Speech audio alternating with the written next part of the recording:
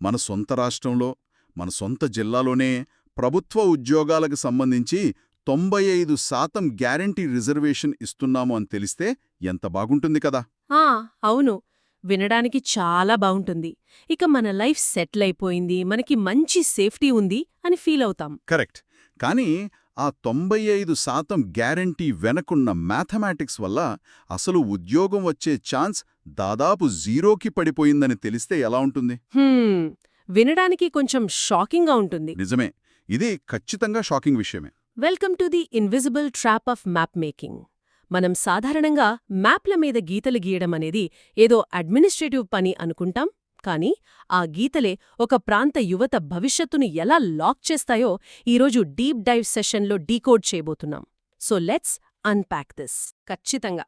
ఇక్కడ చాలా ఆసక్తికరమైన విషయమేంటంటే, ఆంధ్రప్రదేశ్ రాష్ట్రంలో జిల్లాల పునర్వ్యవస్థీకరణ చుట్టూ ఇప్పుడు తీవ్రమైన చర్చ జరుగుతోంది. అందులోనూ ముఖ్యంగా ఉత్తరాంధ్రలోని పలాస ప్రాంతాన్ని ప్రత్యేక జిల్లాగా చేయాలనే డిమాండ్ గురించి మనం మాట్లాడుకోవాలి. అవును. అసలు ఈ డిమాండ్ వెనకున్న కథ ఏంటో విడమర్చి చూద్దాం. అంటే ఇది కేవలం ఒక కొత్త కలెక్టరేట్ బిల్డింగ్ ఎక్కడ ఉండాలి అనే భౌగోళిక సమస్య మాత్రమే కాదు. దీనికి ఏపీ పబ్లిక్ ఎంప్లాయ్మెంట్ ఆర్డర్ 2025కి చాలా బలమైన లింక్ ఉంది. స్థానిక యువత ఉద్యోగాలు, అలాగే అక్కడున్న జీడిపప్పు పరిశ్రమ మనుగడ కూడా దీనితో ముడిపడి ఉన్నాయి. ఎగ్జాక్ట్లీ. ఈ డీప్ డైవ్ ప్రధాన ఉద్దేశం కూడా అదే. మన ముందున్న గ్రౌండ్ రిపోర్ట్స్ చూస్తే ఒక విషయం స్పష్టంగా అర్థమవుతుంది.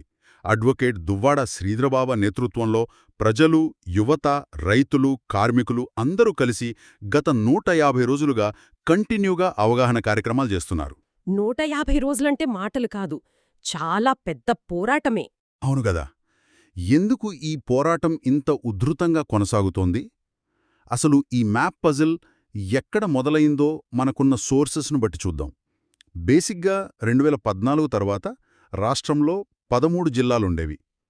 ఆ తర్వాత 2022లో వైఎస్ఆర్సీపీ ప్రభుత్వం వాటిని పార్లమెంటరీ నియోజకవర్గాల ఆధారంగా 26 జిల్లాలుగా మార్చింది. కరెక్ట్. ఆ తర్వాత వచ్చిన కూటమి ప్రభుత్వం మరో 5 కొత్త జిల్లాలు ఏర్పాటు చేస్తామని ప్రకటించింది. అందులో పలాస, మార్కాపురం, మదలపల్లి లాంటివి ఉన్నాయని వార్తలు వచ్చాయి. ఇక్కడే అసలు ట్విస్టుంది. తీరా చూస్తే ఒక పెద్ద విందు భోజనానికి పిలిచి కూచున్నాక కంచం లాగేసుకున్నట్లుగా పలాస జిల్లా ప్రకటన వచ్చి వెనక్కి వెళ్ళిపోయింది. అవునవును.